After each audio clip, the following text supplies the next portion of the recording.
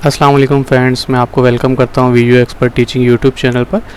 आज हम जिस टॉपिक पे बात करेंगे वो ये है कि मिड टर्म का रिज़ल्ट 2022 का रिज़ल्ट जो है वो तकरीबन मिड टर्म होने के 20 दिन बाद आता है या अप्रॉक्सीमेटली 1 महीने के बाद भी आता है। तो ये जो शीट आपके साथ मैं शेयर करूँगा ये आपको एक प्रोएक्टिव अप्रोच अडॉप्ट करने में हेल्प करेगी। प्रोएक्टिव अप्रोच से मुराद ये है कि अगर आप 20 दिन निकाल देते हैं तो फाइनल टर्म के लिए आपके पास तकरीबन टोटल 1.5 महीना होता है, 40 से 47 दिन होते हैं, उसके अंदर आपने तैयारी करनी होती है। अगर आप 1 महीने तक स्टूडेंट्स क्या करते हैं, मोस्ट प्रोबेबली लेक्चर्स नहीं लेते और इंतज़ार करते रहते हैं कि मिड टर्म का रिज़ल्ट आएगा तो हम उसको करेंगे। तो मैं आपको एक अजम्पशन बेस्ड रिज़ल्ट बताना जा रहा हूँ कि आप अपना रिज़ल्ट खुद कैलकुलेट कर लेंगे। उसके बाद आपको ईजिली पता चल जाएगा कि किस सब्जेक्ट में आपने बहुत ज़्यादा मेहनत करनी है और आप फाइनल में उसमें अच्छे मार्क्स लेंगे तो पास हो सकते हैं और किस सब्जेक्ट में आप सेफ़ हैं, यानी कि आप अगर एक नॉर्मल स्कोर भी करेंगे तो भी आप उस सब्जेक्ट में पास हो जाएंगे। ठीक है, तो चलिए बढ़ते हैं अपनी शीट की जानिब। सबसे पहले मैं आपको दिखाता हूँ, ये वीडियो LMS ऑफिशियल है। इसके अंदर जो ग्रेडिंग स्कीम दी गई है ये देखें। अगर आप F ग्रेड पे जो कि फेल हो जाते हैं बिलो 50%, आप परसेंटेज को कंसीडर कर लें। ग्रेडेड पॉइंट CGPA को थोड़ा कैलकुलेट करना डिफ़िकल्ट होता है तो हम इसमें परसेंटेज को लेके चलेंगे। अगर आपकी 50% से नीचे आती है तो आपका F ग्रेड आता है, आप फेल हो जाते हैं। 50 to 60 आपका D ग्रेड होता है लेकिन आप पास कहलाते हैं।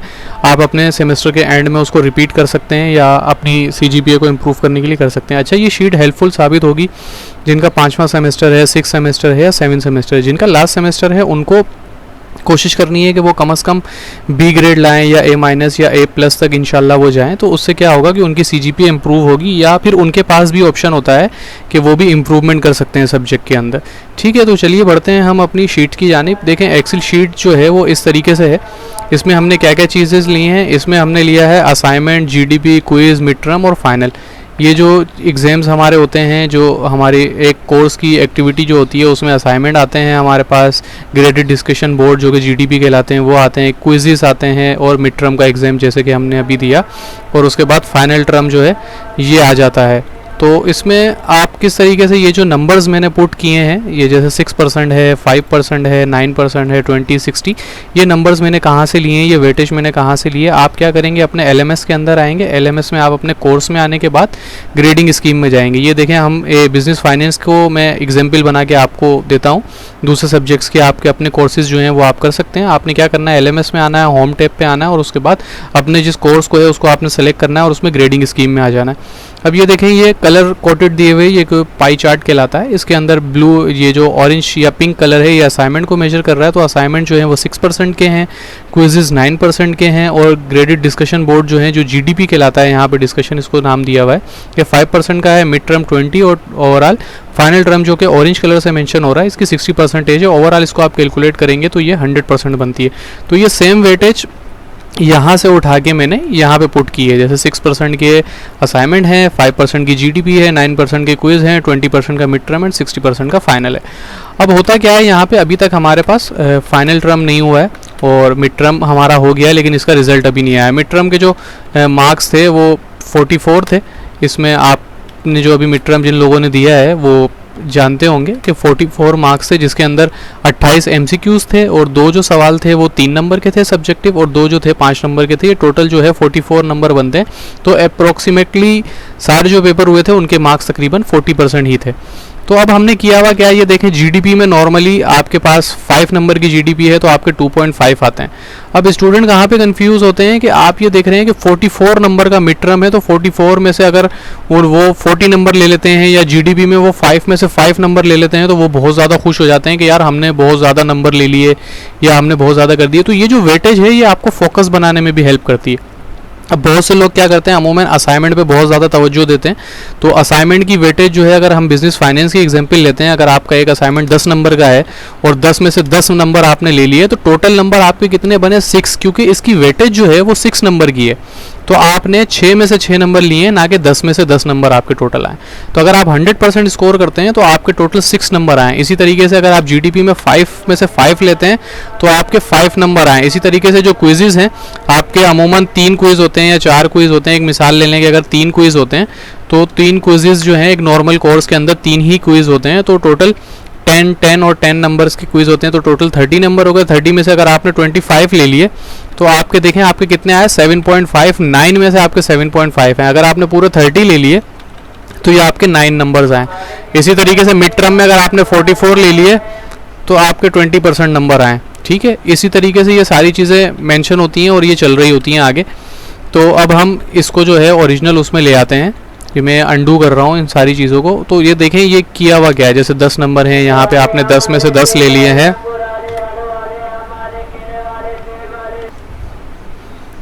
जी तो फ्रेंड्स, यहाँ पे आपने क्या करना है, जैसे असाइनमेंट में से आपने 10 आउट ऑफ 10 ले लिए, जीडीपी में से आपने 5 आउट ऑफ 5 ले लिए, और आपके 3 क्विज़ेस होते हैं अगर 10-10 मार्क्स के, तो आपने 30 आउट ऑफ 30, यानी कि सब में आपने 10, पहले में भी 10 लिया, सेकंड में भी 10 लिया, थर्ड में भी 10 ले लिया, और मिड टर्म में आपने हाफ नंबर ले लिए 22, ठीक है।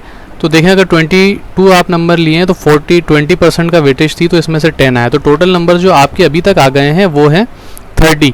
यानी कि आपने इतना अच्छा स्कोर्स किया है। असाइनमेंट में आपने 100% मार्क्स लिए हैं, जीडीपी में आपने 100% मार्क लिए हैं, क्विज़ेस में आपने 100% मार्क लिए हैं, और मिड टर्म में आपने 50% मार्क लिए हैं, तो टोटल आपके 30 नंबर आए हैं। यानी कि अभी भी आप 50 पर नहीं पहुँचे। तो ये वेटेज आपको बताती है। इन शॉर्ट मैं ये पॉइंट डिस्कस करना चाह रहा हूँ कि ये वेटेज जिसकी ज़्यादा है उस पर आपने ज़्यादा फोकस करना है, उस पर आपने ज़्यादा मेहनत करनी है। जैसे इन केस अगर असाइनमेंट, जीडीपी और क्विज़ेस की एग्जाम्पल लें तो बिजनेस फाइनेंस के सब्जेक्ट के अंदर जो ग्रेडिंग स्कीम है उसमें क्विज़ेस की ज़्यादा है। जैसे यहाँ पे आप देख रहे हैं 9% असाइनमेंट, जीडीपी, इसमें 9% जो ग्रेडिंग स्कीम है उसके अकॉर्डिंग क्विज़ेस की वेटेज ज़्यादा है। तो आपने क्विज़ेस पे ज़्यादा मेहनत करनी है, एंड देन फिर आपने असाइनमेंट पे मेहनत करनी है, एंड देन जीडीपी पे मेहनत करनी है। अब आते हैं, एक हम वर्स्ट कंडीशन लेते हैं कि 5 मार्क्स आपने हाफ मार्क्स सब में कर लेते हैं। क्विज़ में आपने 30 में से 15 लिए, और यहाँ पे आपने मिड टर्म में 44 में से 22 लिए। अब फाइनल टर्म की डिस्ट्रीब्यूशन किस तरीके से होती है, यहाँ पे नॉर्मली जो फाइनल टर्म का पेपर 2 घंटे का होता है उसमें 50 MCQs होते हैं, 1 नंबर का 1 MCQs होता है, तो 50 मार्क्स के MCQs हो गए। सब्जेक्टिव क्वेश्चन जो हैं वो 4 आते हैं जो कि 3 मार्क्स के होते हैं, तो 12 नंबर ये आ गए। और इसी तरीके से सब्जेक्टिव जो क्वेश्चन है जो 5 नंबर्स के होते हैं वो 5 आते हैं। ये चेंज हो सकता है, ये सिर्फ मैंने अज्यूम किया है। जो पिछले सेमेस्टर्स में जो पिछला जो सेमेस्टर गुजरा उसमें फाइनल टर्म इसी तरीके से आया था, 87 to 86 नंबर का था। तो हम अज्यूम कर लेते हैं कि यहाँ पर 87 नंबर का फाइनल है, तो मैंने यहाँ पे 87 नंबर ले लिए। अभी आपने ये अजम्पशन बेस्ड नंबर डाल दिए कि मिड टर्म का रिजल्ट आपने अज्यूम किया। पता होता है इंसान जब पेपर देकर आता है तो स्टूडेंट को पता होता है कि मेरे कितने मार्क्स आए। तो आप अज्यूम कर लें कि आपके 44 में से 22 मार्क्स आए, और फाइनल टर्म के अंदर आपके 87 में से हम 87 को डिवाइड कर देते हैं 2 से, तो आप देखें 43.5। ये देखें यहाँ पर जो नंबर है ये ग्रीन हो गया। ग्रीन का मतलब क्या है कि अगर आप मिड टर्म के अंदर आपके 22 नंबर आ जाते हैं और फाइनल टर्म के अंदर अगर आप 43.5 नंबर लेते हैं तो आप इस सब्जेक्ट में पास हो जाएंगे।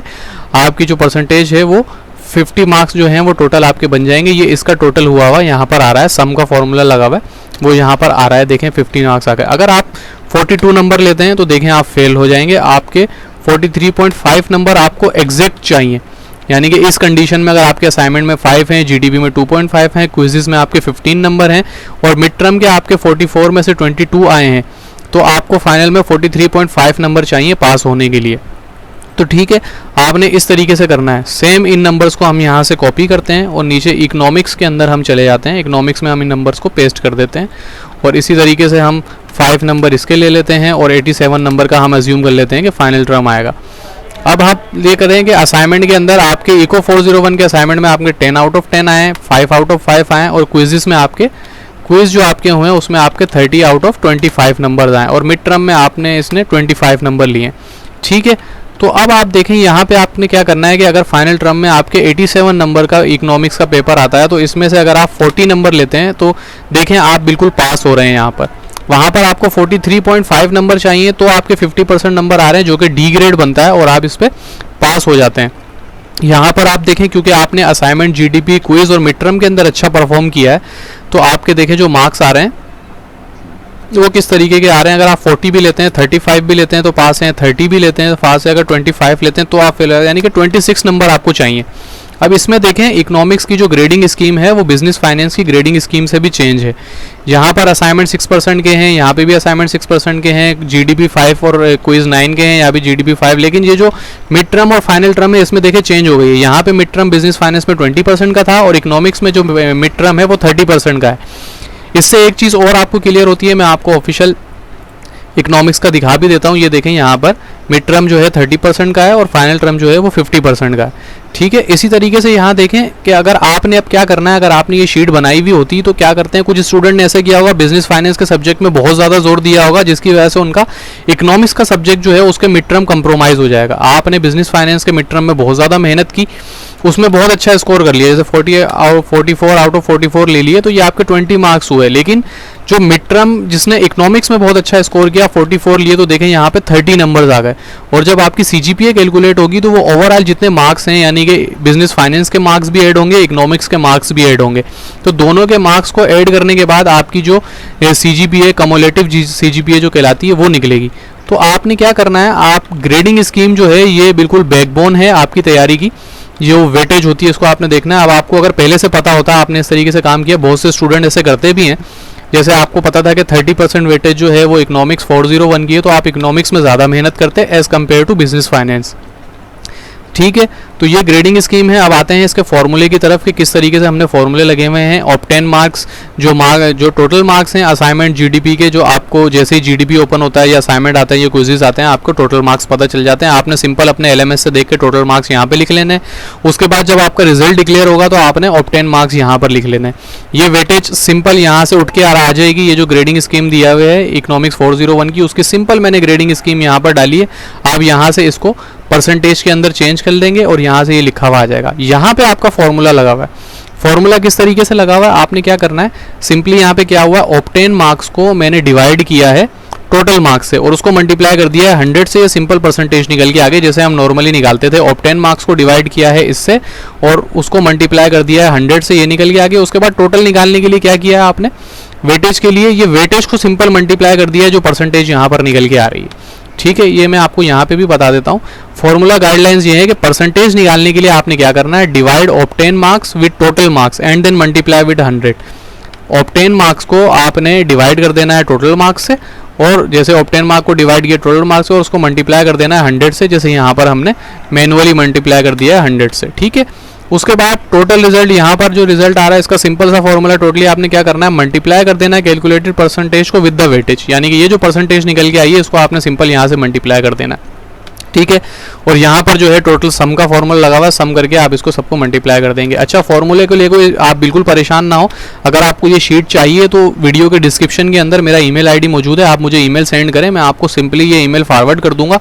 आपने सिर्फ कोर्स को कोड यहाँ से चेंज करना है और अपने एलएमएस में जाके, एलएमएस में आपने जाके जो भी आपका कोर्स है उसको सेलेक्ट करना है और उसकी ग्रेडिंग स्कीम में जाके सिंपल आपने ग्रेडिंग स्कीम यहाँ पे पुट कर देनी है। कोर्स का नाम चेंज करना है, ग्रेडिंग स्कीम पुट कर देनी है और ये नंबर्स आप टोटल मार्क्स आपके कितने थे, ऑब्टेन मार्क्स कितने थे, वो आपने डालने हैं। और इस तरीके से अब आप देखें यहाँ पर मैंने 30 मार्क्स लिए हैं और यहाँ पर ये, अब एक मिसाल ले लें कि मिड टर्म में मैंने बहुत अच्छा स्कोर किया है इसके अंदर। अब देखें, मुझे पता है यहाँ पर अगर मैं फाइनल में इकोनॉमिक्स के अंदर 30 मार्क्स भी स्कोर करूँगा तो मैं सिंपली पास हो जाऊँगा, लेकिन मुझे मिड टर्म के अंदर, फाइनल टर्म के अंदर बिजनेस फाइनेंस में 43.5 तकरीबन 50 नंबर चाहिए पास होने के लिए, और यहाँ पे इकोनॉमिक्स में ओनली 34.48 नंबर चाहिए।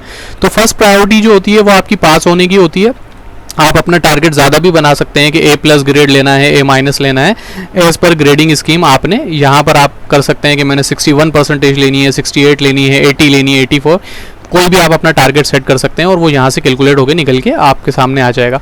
तो फर्स्ट प्रायोरिटी पास होने की होती है क्योंकि स्टूडेंट्स की, तो आपने ये नंबर्स यहाँ पे पुट कर लेने हैं और आपको पता चल जाएगा कि यहाँ के जैसे इन दो कोर्सेज़ की हम कंडीशन लेते हैं तो इसमें मुझे बिजनेस फाइनेंस में फाइनल टर्म में ज़्यादा मेहनत करनी है और इकोनॉमिक्स में मुझे फाइनल टर्म में बहुत कम मेहनत करनी है as compare to business finance. इस तरीके से आप अपनी प्रायोरिटी पे रखें और उसके बाद आप एक शेड्यूल बना सकते हैं। ये देखिए फाइनल टर्म का शेड्यूल बनाया हुआ है मैंने, final term of lecture, final term schedules of lecture 4 अगस्त टू 16 सितंबर। 17 सितंबर से जो है हमारे पेपर्स स्टार्ट हो जाएंगे। तो यहाँ पर देखें ये सारी डिटेल दी हुई है कि किस दिन आपने कौन सा कोर्स पढ़ना है और कितने आपने लेक्चर्स लेने हैं। ये अगर आप पूरा शेड्यूल बना लेंगे 16 सितंबर तक आपने क्या करना है, जितने भी आपके लेक्चर्स हैं वो सारे कवर होने चाहिए। ठीक है, जैसे आप नहीं कर सके तो यहाँ पे आप लिख दें कि भाई एक लेक्चर पेंडिंग ले गया, 2 लेक्चर पेंडिंग रह गए, उसको अगले दिन कवर करें। ये क्या होता है, डेली जब आप पढ़ते जाते हैं तो ये आपका शेड्यूल क्लियर होता रहता है। सेमेस्टर सिस्टम में यही चीज़ होती है कि डेली आपको पढ़ना पड़ता है। अगर मैं आज के 4 तारीख को मैंने नहीं पढ़ा, 5 को मैंने नहीं पढ़ा, 6 को मैंने नहीं पढ़ा, 3 दिन अगर मैंने नहीं पढ़ा तो 2, 4, 6 लेक्चर मेरे बैकलॉग में आ गए, वो मुझे कहीं ना कहीं कवर करने पड़ेंगे। ठीक है, तो ये सारी चीज़ें हैं। ये वीडियो थी आज की। आई होप सो कि ये वीडियो आपको पसंद आई होगी। काइंडली वीडियो को लाइक करें, शेयर करें और चैनल को सब्सक्राइब ज़रूर करें। जैसे कि मैंने आपको बताया, अगर आपको ये शीट चाहिए तो सिंपली डिस्क्रिप्शन के अंदर मेरा ईमेल आईडी मौजूद है, आप मुझे ईमेल सेंड करें, देन मैं आपको ये प्रोवाइड कर दूंगा। Thank you so much. इससे कोई रिलेटेड कोई भी क्वेश्चन हो तो कमेंट सेक्शन में आप मुझसे पूछ सकते हैं। Thank you so much. अल्लाह हाफिज़। मिलते हैं।